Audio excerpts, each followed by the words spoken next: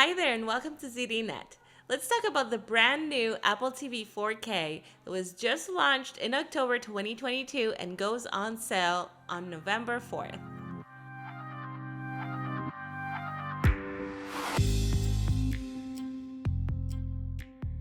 So essentially, this little box can do three things. It can become your new streaming device, make your TV smart, and become a smart home hub for Apple HomeKit. It's a 4K streaming device that you can use for all your favorite streaming services and subscriptions like Netflix, Hulu, YouTube, HBO Max, and yes, Apple TV Plus if you have that. Beyond that, this Apple TV 4K has an A15 Bionic chip, an upgrade from the A12 on the previous model, which makes it faster and more responsive. It supports Dolby Vision and HDR10+, Dolby Atmos, and it comes with a Siri Remote. Alright, so let's get into it. I'm going to show you my two favorite things and my two least favorite things about the Apple TV 4K 3rd generation. Here we go. The first thing is the price. The biggest selling point of this device is that it actually has more features than the previous generation, but it's cheaper. This generation of Apple TV 4K has two models, the Wi-Fi model and the Wi-Fi and Ethernet model. The Wi-Fi model has a 64 gig capacity, support for Wi-Fi 6, Bluetooth connectivity, and all the other features we already mentioned, all for $129. The previous Apple TV 4K base model started at $179, so that's $50 cheaper.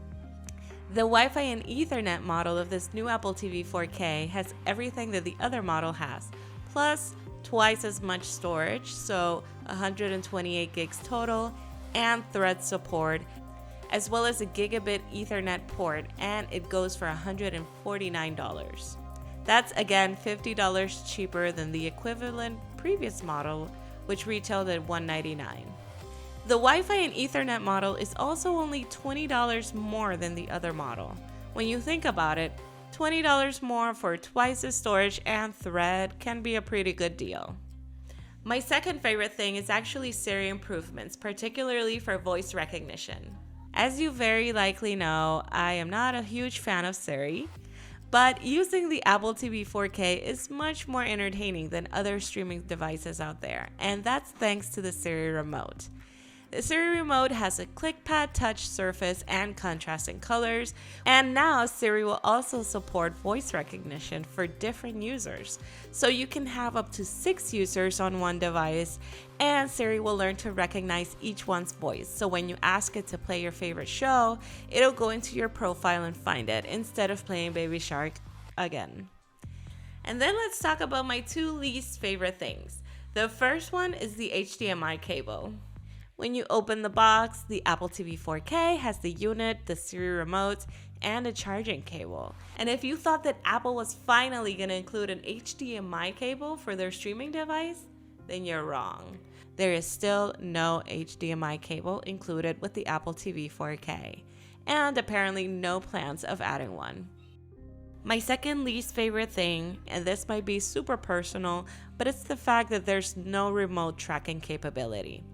The Siri Remote is thicker and larger than the original remote, supposedly so it's hard to lose, but no. No more than 12 hours into the Apple TV 4K, making its way home with us, did my husband go and lose the remote. And you can't track it or ping it to make a sound or anything. You can see the remote when it's connected via Bluetooth to the Apple TV 4K device, but you can't track it. Apple, the makers of AirTag, didn't think of including a tracking device to the Siri Remote that could be added to the Find My app when you set up your Apple TV 4K, maybe? I mean, an AirTag is what, $30? And then you add in the HDMI cable and you're already about $60 over what the Apple TV cost you. All that aside, the Apple TV 4K is really a fantastic streaming device. It has improved picture quality, the ability to connect Bluetooth speakers for immersive audio, smart home control via HomeKit, and many more features to round out the Apple ecosystem, like private listening via AirPods, for example. It's definitely an upgrade to previous generations. I definitely recommend it for anyone looking to dive deeper into the Apple ecosystem, especially those that want to use HomeKit as their home automation systems. If you aren't a big Apple fan, then I'd probably go for a more affordable streaming device that isn't so Apple. Thank you so much for watching.